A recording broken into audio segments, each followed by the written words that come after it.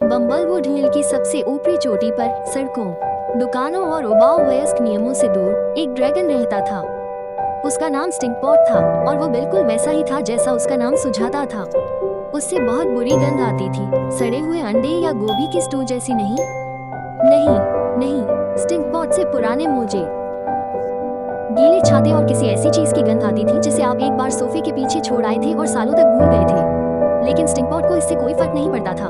Dragon व्यक्तिगत स्वच्छता के बारे में चिंता करने वाले प्रकार के नहीं हैं। उन्हें अलग होने पर गर्व था। उन्होंने सोना जमा नहीं किया, उन्होंने भीड़ों को नहीं भुना, उन्होंने गांवों को आतंकित नहीं किया।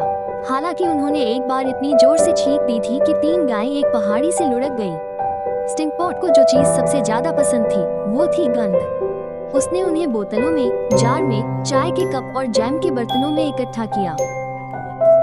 सैकड़ों कंटेनर उसकी गुफा की दीवारों पर पंक्तिबद्ध थे। प्रत्येक को कसकर सील किया गया था, एक कॉक के साथ और खरोंचदार लेखन में लेबल किया गया था। एक जार पर लिखा था, ताजे पके हुए दालचीनी रोल, मिसेज बोबल्स की बेकरी से चुराए हुए।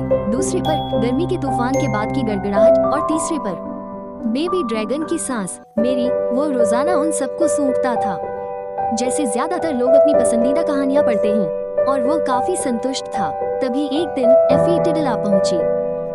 वो कीचड़ से सने कोट और घिसे पिटे बूट पहने पहाड़ी पर चढ़ी। उसके उलझे हुए बाल 13 अलग अलग रिबन में बंधे थे और एक हाथ में जैम सैंडविच था। वो 10 साल की थी और निडर थी। हेलो, वो गुफा में चिल्लाई। बदबूदार जिसने अभी अभी एक खास तौर पर मसालेदार जार खोला था जिस पर लिखा था, पिताजी की पुरानी चप्पलें। उसने हैरानी से एक खर्राटा भरा जिससे हरा धुआं निकला। क्या तुम एफी हो? क्या तुम असली ड्रैगन हो?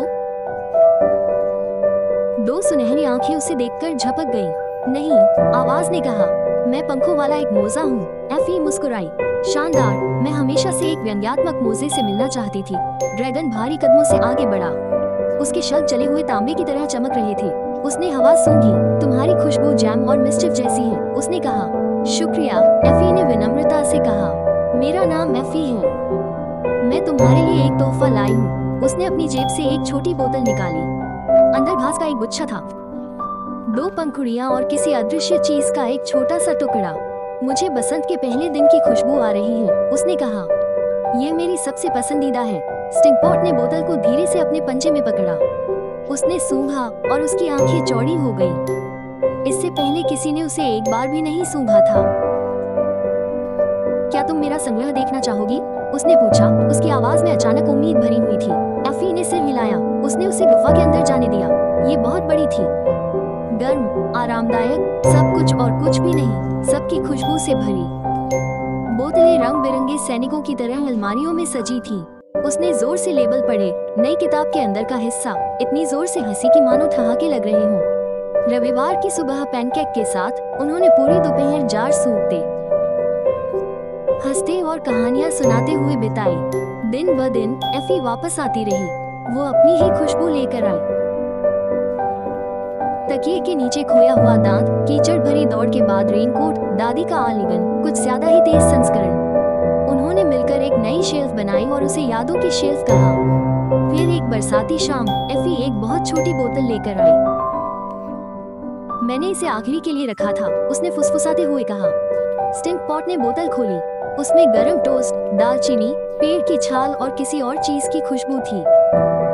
कुछ नर्म, कुछ उदास और बहुत ही अद्भुत। यह क्या है? उसने धीरे से पूछा। एफी मुस्कुराई। ये किसी दोस्त के होने की खुशबू है। स्टिंकपॉट ने एक शब्द भी नहीं कहा। उसने बोतल को बाकी सबसे ऊपर सबसे ऊंची शेल्फ पर रख दिया और हर रात सोने से पहले वो उसे एक बार, बस एक बार सूंघता और मुस्कुराता।